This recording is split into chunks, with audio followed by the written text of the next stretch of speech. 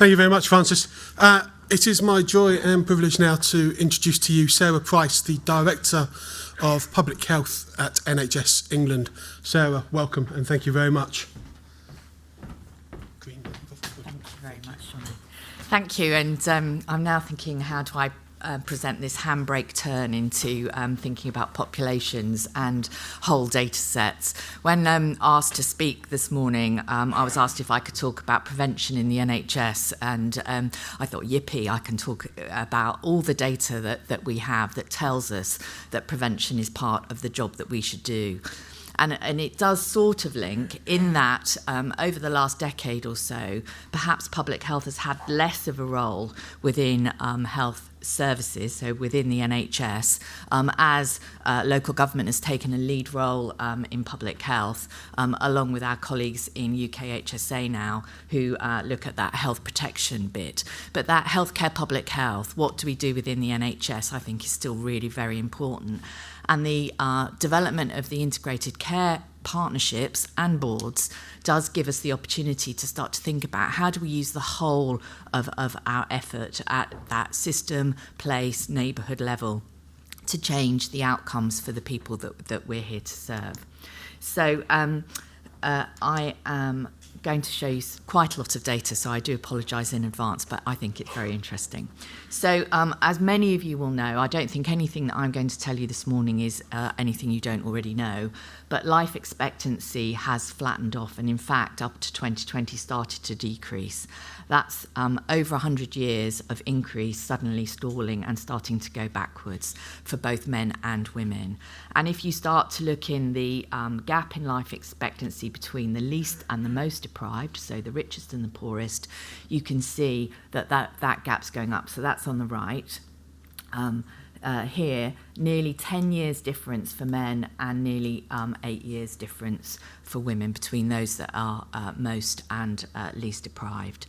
And that tells us something about how we're supporting the populations that we serve. And if you look at it by ICB and start to see the gap in life expectancy between the least and most deprived, you can see that there's a real change in those figures as we go from Greater Manchester on the left, somewhere very dear to my heart, and Bath and North East Somerset, Swindon and Wiltshire on the right. The experiences of our populations across the country are very different. So 11.8 years to 2.8 years across ICBs, and for females the gap ranges from 10.7 years to 2.4 years. Now that's something that we need to address. So when you look at healthy life expectancy, you can see that males and females living in deprived areas also live a greater proportion of their life in poor health. So the light blue is good health and the dark blue is poorer health. For both men and women, you can see that changes across the deciles of deprivation. So the new government's come in, very excited. I've had a couple of meetings with ministers, been in the room with lots of other people. They are very excited about the sorts of things that they want to try and address. And some of you may have seen the Chief Medical Officer's report last year, which looked at healthy life expectancy between the most and the least deprived. And the growth mission that the new government are talking about is largely based on this graph from the CMO's report. So what this is telling us is that the most deprived on the top bar, dark blue is healthy, orange is starting to have poor health, and the dotted line down the right-hand side is retirement age. So what this is saying is that if you're in the most deprived groups, you are likely to have significant health problems when you are still of working age. If you're in the least deprived groups, your poor health starts probably after you've retired.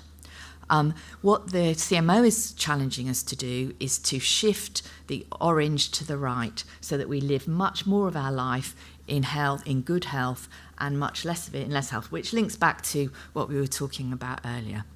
So this is the growth challenge. We need people to be able to stay in work because they're healthy. And for us in the NHS, that means that we need to be supporting people. So if you think about the direction of travel, people who are healthy, they might develop a long-term condition. They may develop a number of long-term conditions. They may become frail and develop dementia. They may get into really serious ill health and then reach end of life. We need to slow the transition from one of those bubbles to the next one, and we need to support people when they do move with the sort of help and support they need to be able to maintain whatever position they're in for as long as possible. When you look at the age at which people start to develop, or the age distribution for some of these disease categories, you start to see, I'm not quite sure what's happening with cardiovascular disease here. I'm thinking that there may be something to do with pandemic or something else, but this is 1920 data. So if you start to look, you can see that mental health issues start very much in younger age, as well as some respiratory diseases which continue into older age. But then we've got this great big lift up of cardiovascular disease, and when you start to see combined disease, you start to see these peaks grow. So these are the sorts of things that we need to start to address to try to bring those numbers down in those earlier ages, maintain and manage people well by giving them good health care. When you start to look at the cause of death driving inequality in life expectancy, you can see that we have COVID-19, obviously, because this is 2021 data. But if you think about that with respiratory disease, you can see there's higher mortality in circulatory diseases, in cancers, and in respiratory disease, particularly. And then there's another category. But what it's showing is that if you're in a more deprived group, as I'm sure you all understand, you are going to be experiencing death earlier, and you're going to be ill for longer. So what are we going to do to address this? And just to make it really depressing, the Health Foundation published some really interesting data, some modelling that they'd done on what the projected number of people with long-term conditions will be and requiring services up to 2040. And what they showed was, what they've shown is some of the